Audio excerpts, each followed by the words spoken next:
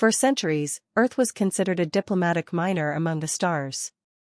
A world of thinkers, peacekeepers, and traders. While other species honed weapons that could cut through moons, humanity offered negotiation and treaties. While empires expanded, Earth restrained itself, speaking always of cooperation. They were valued as mediators, but never feared as warriors.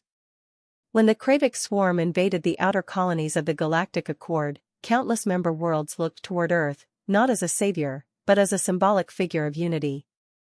Earth's strength was assumed to be moral, not military. They expected medical ships, supplies, peace envoys. They were wrong. In the outer ring of the Orion Verge, the Accord colony Luraxis Prime was under siege. The skies boiled with living Kravik's bioships, organisms the size of cities, each one pulsing with dark energy and tendrils that devoured metal and matter alike. Admiral Jorik of the Sarantri Defense Corps had ordered a full retreat. His fleet was in ruins, his command ship nearly powerless. Half the planet had been consumed. Cities turned into breeding pits. Skies darkened with ash. And then the stars bent. It started with a shimmering tear in space, then another. Dozens more opened around the system, like the galaxy itself had been clawed open. From these rifts came ships, dark, angular, and unlike anything the Accord had seen. The first one, HFY Retribution, was over 12 kilometers long. Bristling with weapon mounts. Its surface was matte black, rippling like liquid metal. It bore no flags. Only a cold white emblem, Earth's hammer. Behind it came hundreds more. Admiral Jorik stared in stunned silence. Those are Earth ships? His tactical officer blinked, confirming IDs. Transponder confirms, Terran Warfleet, designations dating back 300 years. But these signatures, these designs, they don't match any known class. No broadcasts? None. They're silent. Then, without warning, Earth's fleet moved. HFY Retribution opened fire.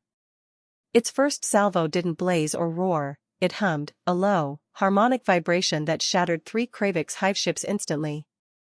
No debris. Just vacuum. Hundreds of smaller Terran destroyers weaved through enemy formations with unthinkable precision, firing gravitic lances that pierced the Kravik's regenerative shells. Drones deployed, swarms of silent, synchronized killers, each one operating independently, striking with surgical coldness.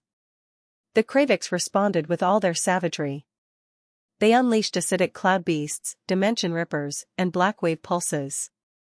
Earth's fleet countered with total adaptability. Their ships reconfigured mid-battle. Hulls bent and realigned. Shields altered frequencies. It was as if the ships were alive, anticipating each enemy move before it happened. Within 29 minutes, the Kravik's began retreating. Admiral Jorik had seen hundreds of battles in his life, but never anything like this. This wasn't a rescue fleet. This was a predator entering a den of scavengers. The Terran flagship transmitted a single message to the Accord fleet: this sector is under Earth's protection now. Disengage. Let us finish it.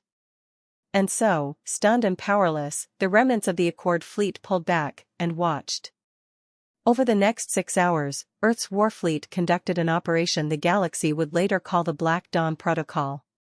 Each Kravik structure, no matter how deeply entrenched or vast, was systematically identified, isolated, and destroyed.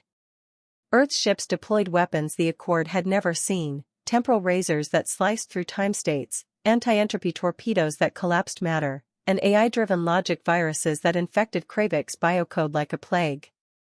One Kravik superhive tried to detonate a star. It was stopped before the thought was even completed. Humanity had not brought support. They had brought total war. By the end of the standard day, the system was clean. Where Kravik's hives once floated, only silence remained. No victory speeches. No celebration. Just the Terran fleet, still and quiet, watching the edges of space. Admiral Jorik's team finally made contact with Earth Command.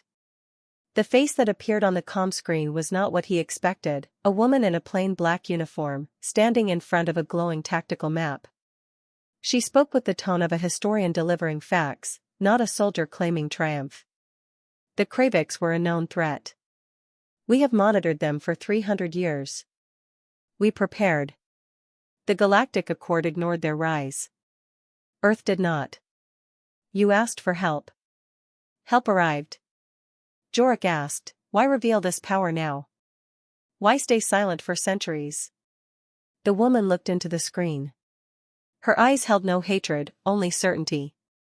Because diplomacy only works until monsters arrive. And Earth remembers monsters. The channel closed.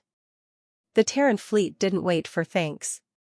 It left as quickly as it had come, vanishing into folding points beyond known space. What remained was shock. The Accords Council held emergency sessions. Theories abounded. Where had Earth gone all these centuries? What technology had they discovered? Why had they chosen secrecy? Some feared Earth had become something more than a civilization, perhaps a machine built to fight. Others believed they had simply evolved, and chosen to hide their strength behind diplomacy.